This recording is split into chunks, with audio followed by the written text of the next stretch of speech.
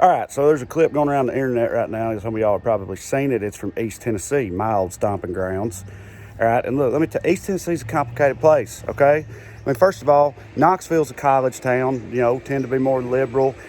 When I lived there, our mayor was a Hispanic woman. Now it's a mute, soulless, demonic pro wrestler, and that's not a joke, but we don't have to get into that right now. The main downtown strip of Knoxville is called Gay Street, y'all. I mean, like most southern cities, it's a blue dot in a sea of red, right? There's a lot of progressive people there, but, you know, you get too far outside the city and... But I also want y'all to understand, for a lot of people in East Tennessee, this is a time of desperation and despair right now.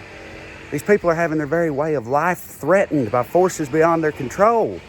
I'm talking, of course, about the past 10 years of college football. I'm dead inside. No, but with all that said, let's just get into the clip, all right? This is a Sevier County Commissioner. It's between Knoxville and the Smoky Mountains. Here we go. Got a queer running for president. Oh, man, that really takes me back there. Grew up having those conversations with those dipshits. This is a true story. I've always remembered this. 2004, I'm working a summer job at the Clay County Highway Department. The election's coming up, and another old boy that worked there asked me who I was going to vote for. And I said, well, I'm probably going to vote for Kerry, you know. And the dude looked at me dead serious and goes, But Trey, Kerry's for queers. And I was just like, yeah, no, I know. But, you know, George Bush is a grossly incompetent, fear-mongering war criminal who is a daily global-scale embarrassment. So, and I swear the dude, again, completely seriously, just goes, yeah, okay, sure, but son, Kerry's for queers. I'm actually kind of grateful for this part of the video because it answers a question I've had lately. I've thought for a minute that Mayor Pete is an interesting thought experiment for these people, because where do they fall, you know, how do they reconcile supporting the troops with hating the queers where Mayor Pete is concerned? If you hate the queer part more than the troop part, does that mean you don't support the troops enough? Because obviously Jesus can't have that. So, but if you support the troop part more than you hate the queer part, does that mean you don't hate the queers enough? Because Jesus don't want that either. So, like, what do you do? And I thank this guy for clearing that up. But this old boy was just getting started, though. I'm not prejudiced. But by golly, a white male in this country has very few rights, and they're getting took for every day. Okay, seriously, what rights can he even possibly be referring to other than, like, the right to say the N-word at the bank, or the right to assault a minor as long as he's a homo? Like, what else could he even mean? This guy has gotten to do whatever he wanted to do his entire life, but he feels persecuted because our side lets women talk on TV or whatever. Fuck this dipshit. Right now, you might be thinking there's no possible way you and this dude could ever see eye to eye on anything, right?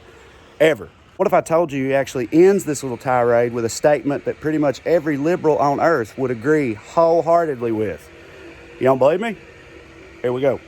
Now, if you don't, your kids and your grandkids is going to pay for what we said. That's true.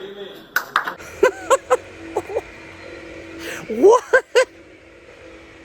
I can't even process these people. I don't know how it's possible to be so prophetic and so oblivious at the exact same time. They defy all logic, man. And I mean, like, literally. They literally defy logic because it scares and confuses them, and the Bible says it's a sin and shit.